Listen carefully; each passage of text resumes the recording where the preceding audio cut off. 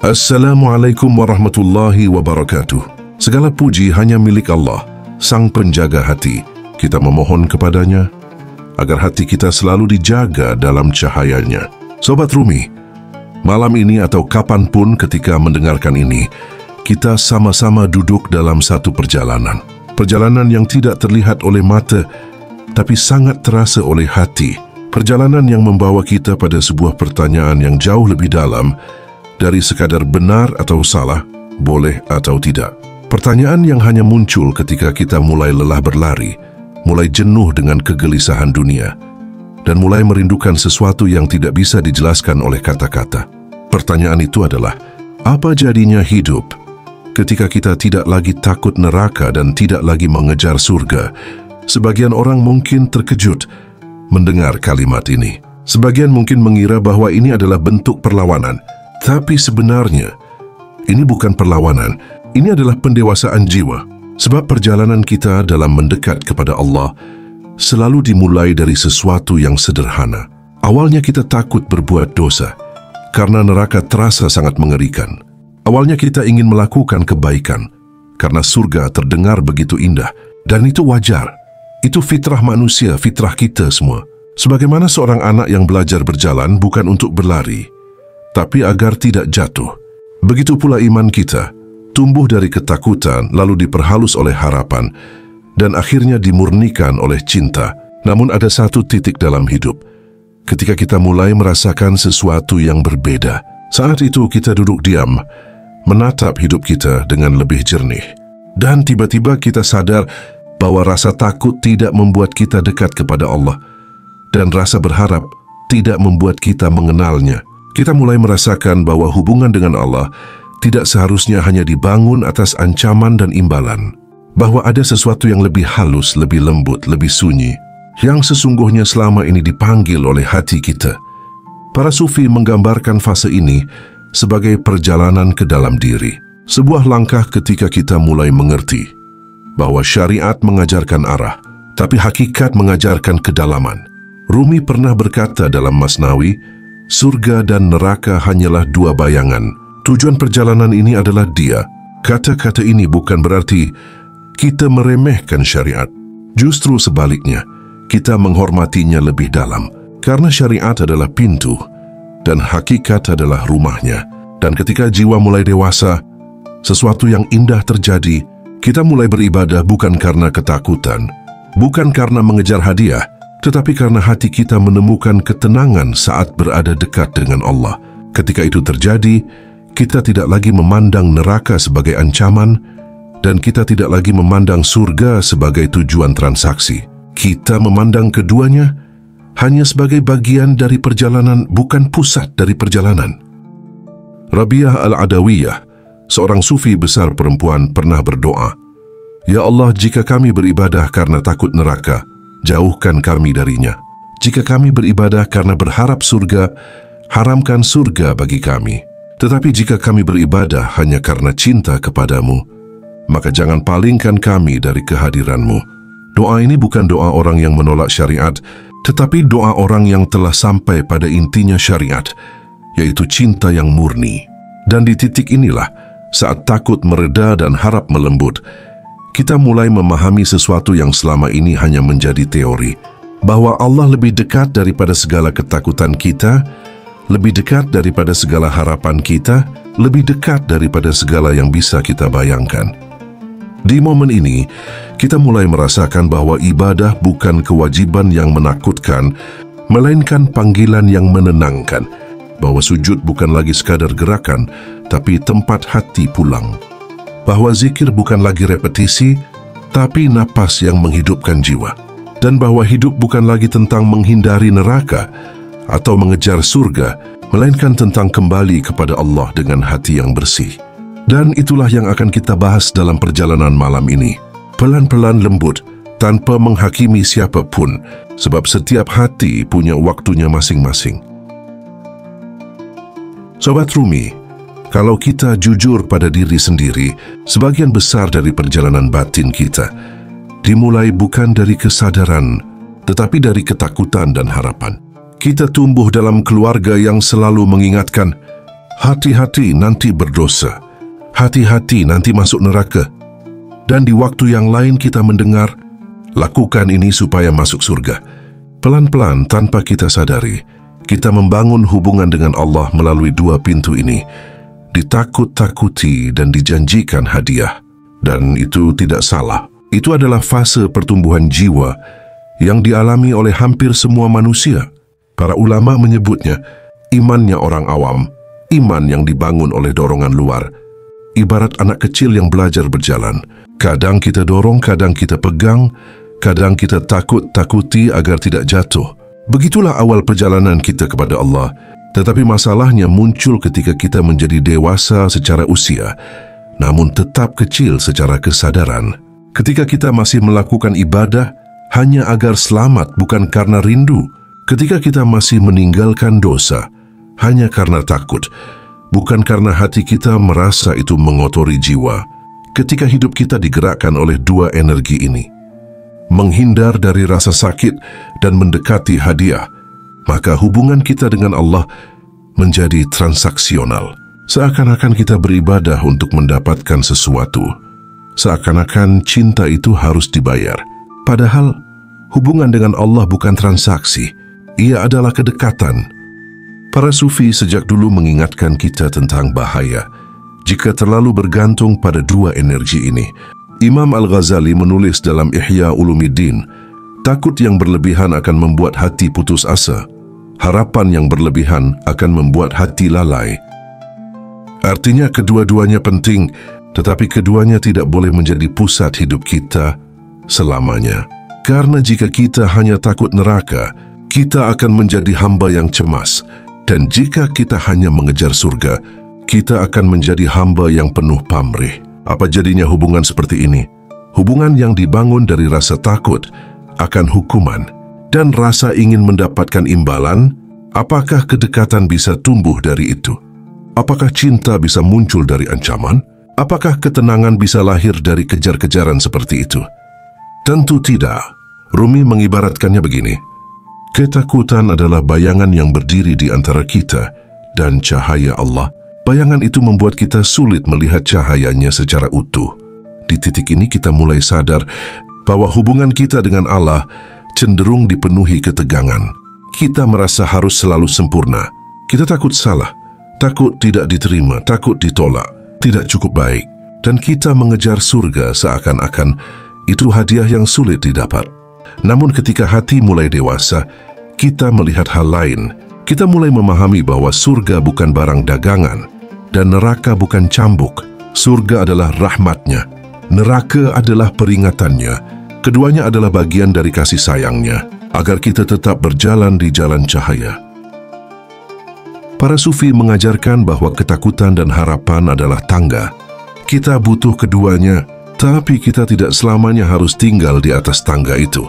Karena tujuan akhir dari hubungan dengan Allah bukan lagi takut dan harap, melainkan ma'rifat, kedekatan yang membuat hati tenang. Di saat itu, kita mulai beribadah bukan karena paksaan dari luar, tetapi karena ketenangan dari dalam. Kita mulai meninggalkan dosa bukan karena takut dihukum, tetapi karena kita merasakan bahwa dosa menghalangi cahaya. Kita mulai mengejar kebaikan bukan karena ingin masuk surga, tetapi karena kebaikan mendekatkan kita kepada Allah. Di momen ini, kita mulai merasakan sesuatu yang dulu tidak kita kenal, yaitu kedekatan tanpa syarat. Dan dari sini, perjalanan menuju makrifat mulai terbuka. Ketika kita mulai menjalani hidup tanpa lagi dihantui ketakutan neraka atau tergoda iming-iming surga, banyak dari kita merasa seolah-olah ada kekosongan. Seakan sesuatu yang dulu menjadi alasan kita berbuat baik perlahan menghilang. Tetapi justru pada ruang hening inilah sebuah kebijaksanaan baru mulai tumbuh. Kita mulai menyadari bahwa selama ini perjalanan spiritual sering dipenuhi dorongan eksternal, takut dihukum atau berharap diberi hadiah. Dan tanpa kita sadari, pola itu membuat hubungan kita dengan Allah menjadi seperti hubungan transaksi. Kita melakukan kebaikan agar diberi balasan, lalu menjauhi keburukan agar tidak dihukum. Namun semakin jauh kita melangkah, Semakin kita sadar bahwa kedekatan dengan Allah tidak bisa dibangun dengan cara seperti itu. Ia adalah hubungan yang jauh lebih dalam, lebih halus, lebih personal daripada sekadar hitungan untung dan rugi. Para sufi menggambarkan fase ini sebagai gerbang menuju kematangan jiwa. Rumi mengatakan bahwa cinta sejati tidak mengenal pamrih. Dalam kalimat sederhana itu tersembunyi pesan yang sangat besar, bahwa hati manusia bisa mencapai keadaan di mana ia tidak lagi digerakkan oleh ketakutan ataupun harapan, tetapi oleh cinta yang tulus kepada Allah. Sebuah cinta yang membuat kita berbuat kebaikan bukan karena takut neraka, dan sabar dalam cobaan bukan karena berharap surga, tetapi karena kita merasakan bahwa Allah sudah terlalu banyak memberi dalam hidup ini. Kita melakukan kebaikan karena hati sudah tidak sanggup untuk tidak melakukannya. Di tahap ini, perjalanan spiritual terasa lebih jujur. Kita mulai melihat bahwa neraka dan surga bukanlah ancaman atau hadiah, tetapi cermin keadaan jiwa. Neraka adalah saat hati jauh daripadanya, dan surga adalah saat hati dekat dengannya. Sebagian dari kita bahkan mulai bertanya dalam diri, apakah selama ini kita sungguh-sungguh mencintai Allah atau hanya mencintai imbalan darinya? Pertanyaan seperti ini bukan untuk menghakimi diri sendiri, tetapi untuk membuka pintu pemahaman yang lebih luas. Sebab di dalam kesadaran itulah tumbuh benih keikhlasan. Ibnu Qayyim pernah menulis bahwa puncak perjalanan spiritual adalah ketika hati tidak terikat pada apapun selain Allah. Pesan ini selaras dengan ajaran para sufi yang melihat bahwa kebebasan sejati muncul ketika kita tidak lagi dikendalikan rasa takut atau keinginan berlebihan. Ketika ketakutan memudar, kita merasa lebih ringan. Ketika harapan mulai tenang, kita tidak lagi terombang-ambing oleh keinginan. Di titik itulah hati menemukan keseimbangan. Kita mulai menjalani kehidupan dengan lebih tenang, lebih jelas, dan lebih dewasa. Kita tidak lagi menunggu balasan dari langit, karena kebaikan itu sendiri telah menjadi jalan pulang menuju Allah. Inilah tahap yang membuat kehidupan sehari-hari terasa berbeda. Kita mulai menyadari bahwa pekerjaan sederhana, doa yang lirih, kesabaran kecil yang kita lakukan setiap hari, semuanya adalah cara untuk hadir bersama Allah. Tidak ada lagi pembagian antara ibadah dan urusan dunia. Semua menjadi satu kesatuan yang saling melengkapi. Para sufi mengatakan bahwa ketika cahaya batin mulai tumbuh, maka seluruh hidup berubah menjadi ibadah, meski kita tidak menyadarinya. Dan disinilah kita melihat bahwa kedekatan dengan Allah tidak selalu datang dari hal-hal besar, tetapi dari hati yang tulus dalam menjalani apapun yang diberikannya. Dari ini menjadi pintu untuk memasuki pemahaman yang lebih dalam lagi, bahwa spiritualitas bukan tentang rasa takut atau harap, melainkan tentang kehadiran, ketulusan, dan cinta. Dan cinta tidak pernah membutuhkan alasan, karena ia adalah alasan itu sendiri. Sobat Rumi, ketika kita mencapai tahap di mana ketakutan akan neraka dan harapan terhadap surga mulai mereda, banyak dari kita mulai memasuki wilayah baru yang tidak pernah diajarkan secara eksplisit. Ini adalah wilayah kedewasaan spiritual, tempat di mana kita mulai mengenal diri kita sendiri apa adanya. Di tahap ini, kita mulai melihat betapa selama ini perjalanan spiritual sering dipenuhi oleh suara-suara dari luar, ajaran yang kita dengar sejak kecil, rasa takut yang ditanamkan, atau iming-iming balasan yang terus diulang. Namun lambat laun kita menyadari bahwa suara-suara itu perlahan menjadi tidak cukup untuk menjelaskan apa yang terjadi di dalam hati kita.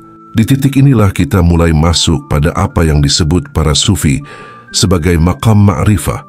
Sebuah keadaan ketika seseorang mulai mengenal Allah bukan melalui ketakutan atau janji-janji, tetapi melalui pengenalan yang tumbuh dari pengalaman hidup. Di sini kita mulai memahami bahwa setiap cobaan yang datang bukan hukuman, melainkan panggilan halus agar kita lebih dekat. Setiap kesenangan bukan hadiah, tetapi kesempatan untuk bersyukur. Dan setiap kehilangan bukan azab, tetapi ruang kosong yang Allah sediakan. agar hati kita dapat diisi dengan sesuatu yang lebih tinggi. Imam Al-Ghazali pernah menjelaskan bahwa ketika seseorang mengenal Allah dengan benar, maka ia tidak lagi membutuhkan surga untuk beribadah dan tidak lagi takut neraka untuk menjauhi dosa. Bukan karena ia meremehkan keduanya, tetapi karena ia sudah melihat inti dari semua itu, bahwa surga adalah kedekatan dengan Allah dan neraka adalah keterpisahan darinya. Pemahaman inilah yang membuat hati seseorang menjadi lebih tenang, lebih lembut dan lebih lapang. Ia tidak lagi mudah terguncang oleh keadaan dunia karena ia tahu bahwa yang dijaga bukan lagi dunia, melainkan hubungan hatinya dengan Allah. Dalam tahap ini, seseorang mulai melihat bahwa hidup bukan sekadar tentang benar dan salah secara fisik, tetapi tentang bagaimana setiap pilihan membawa hati lebih dekat atau lebih jauh dari Allah. Kita mulai menyadari bahwa amalan kecil yang dilakukan dengan hati yang jujur bisa lebih berarti daripada amalan besar yang dilakukan karena ingin dilihat atau mendapatkan imbalan. Kita mulai memahami mengapa para sufi sering menekankan keikhlasan, karena keikhlasan adalah keadaan ketika hati sudah tidak lagi dikendalikan oleh ketakutan atau keinginan, tetapi oleh kesadaran dan cinta. Perubahan ini juga menciptakan transformasi psikologis. Ketika seseorang tidak lagi didorong oleh rasa takut atau harapan berlebihan, maka kecemasan pun perlahan memudar. Kita tidak lagi merasa harus sempurna, karena kita menyadari bahwa Allah melihat ketulusan kita, bukan performa luar yang tampak. Kita juga tidak lagi merasa harus mendapatkan sesuatu dari Allah, karena kita mulai merasakan bahwa segala sesuatu yang kita miliki selama ini sudah merupakan karunia yang terlalu besar. Kesadaran ini membuat hati menjadi lebih stabil, lebih kuat, dan lebih dewasa. Kita tidak lagi merasa bergantung pada penilaian orang lain atau pada gambaran diri yang ingin kita tunjukkan kepada dunia. Para sufi mengatakan bahwa perjalanan spiritual sejati bukanlah perjalanan naik ke atas, tetapi perjalanan pulang ke dalam. Dan di tahap inilah kita mulai merasakan makna kata itu. Kita bukan lagi mencari Allah di luar diri kita, di ritual, di simbol, di tempat-tempat tertentu, tetapi mulai merasakannya dalam keheningan hati, dalam napas yang kita tarik, dalam sabar yang kita tumbuhkan, dan dalam syukur yang kita jaga setiap hari. Hubungan kita dengan Allah menjadi lebih natural, lebih lembut, dan lebih personal. Tidak banyak kata, tidak banyak permintaan, tetapi penuh pengertian. Dan dari sini membuka jalan bagi pemahaman yang lebih dalam lagi, bahwa hidup tanpa takut neraka dan tanpa berharap surga bukan berarti kita meninggalkan agama, tetapi justru sedang memasuki kedalaman makna yang selama ini jarang disentuh. Kita mulai menjalani hidup sebagai hamba yang bebas, bukan bebas dari aturan, tetapi bebas dari tekanan batin, bebas untuk mencintai Allah tanpa syarat, bebas untuk menjadi manusia seutuhnya. Memasuki tahap ketika hati tidak lagi digerakkan oleh ketakutan akan neraka dan tidak lagi tergantung pada harapan surga bukanlah sesuatu yang dicapai dalam semalam. Para sufi sendiri menekankan bahwa jalan menuju kedewasaan spiritual harus dilalui dengan penuh kehati-hatian, bimbingan dan kejernihan. Karena tanpa pemahaman yang tepat, seseorang bisa salah mengira bahwa melampaui surga dan neraka berarti bebas melakukan apa saja. Padahal para sufi selalu menegaskan bahwa kematangan spiritual tidak mungkin lahir tanpa disiplin, akhlak, dan kesadaran hati yang jernih. Langkah pertama untuk mencapai tahap ini adalah menata niat. Kita memulai perjalanan bukan untuk menjadi suci, bukan untuk berbeda dari orang lain, apalagi untuk merasa lebih tinggi. Kita memulai perjalanan ini semata-mata karena ingin mengenal Allah dengan cara yang lebih jujur. Ketika niat sudah lurus, perjalanan pun menjadi lebih ringan, bukan bebas dari tantangan, tetapi bebas dari tekanan perbandingan. Kita tidak lagi merasa harus mengejar apa yang orang lain kejar. Kita hanya fokus menjaga hubungan batin yang tumbuh antara kita dan Allah. Langkah kedua adalah membiasakan hati hadir dalam ibadah kecil. Para sufi mengajarkan bahwa kehadiran hati lebih penting daripada banyaknya amalan. Menjaga salat tepat waktu, mengambil wudu dengan tenang, membaca doa dengan penghayatan, atau sekadar mengucap Alhamdulillah dengan kesadaran, semua itu adalah pintu kecil yang membuka ruang besar di dalam diri. Ketika amalan kecil ini mulai diisi dengan kehadiran hati, perlahan-lahan hubungan kita dengan Allah menjadi lebih dekat, lebih personal, dan lebih alami. Kedekatan itulah yang membuat kita tidak lagi beribadah karena takut, tetapi karena rindu. Langkah ketiga adalah mengamati gerak hati sendiri. Para sufi menyebutnya muraqabah, keadaan ketika seseorang mulai peka terhadap apa yang terjadi di dalam dirinya. Kita mulai memperhatikan kapan hati kita gelisah, kapan ia sombong, kapan ia kosong, dan kapan ia tenang. Kita belajar mengenali pikiran yang menakut-nakuti, keinginan yang berlebihan, dan dorongan yang menjauhkan kita dari kesadaran. Proses mengamati diri sendiri ini membuat kita lebih jujur, lebih rendah hati, dan lebih stabil. Kita mulai memahami bahwa perjalanan spiritual tidak pernah tentang menjadi sempurna, tetapi tentang menjadi lebih sadar dari hari ke hari. Langkah keempat adalah menjaga amalan lahir sambil membuka ruang bagi pemahaman batin. Para sufi tidak pernah meninggalkan syariat, mereka justru menjaganya sebagai pondasi. Karena jika pondasi goyah, maka bangunan batin pun ikut goyah. Kita tetap menjaga salat, tetap berpuasa, tetap bersedekah, karena semua itu bukan kewajiban kosong, melainkan wadah agar hati bisa menerima cahaya. Ketika lahir dan batin berjalan bersama, perjalanan pun menjadi aman. Tidak ada loncatan ekstrem, tidak ada penolakan terhadap syariat. Yang ada hanyalah pendalaman makna. Langkah kelima adalah bergaul dengan orang-orang yang menenangkan hati. Para sufi menyebutnya suhbah, persahabatan yang membimbing. Kita tidak harus mencari guru yang besar atau tokoh yang terkenal. Kadang-kadang, seorang teman yang penuh kearifan sudah cukup untuk menjaga langkah. Lingkungan yang baik membuat hati tidak mudah tersesat. Ia menjaga kita tetap rendah hati, tetap lembut, dan tetap ingat bahwa perjalanan ini bukan tentang meninggalkan apapun, tetapi tentang menyucikan niat dan memperhalus hati.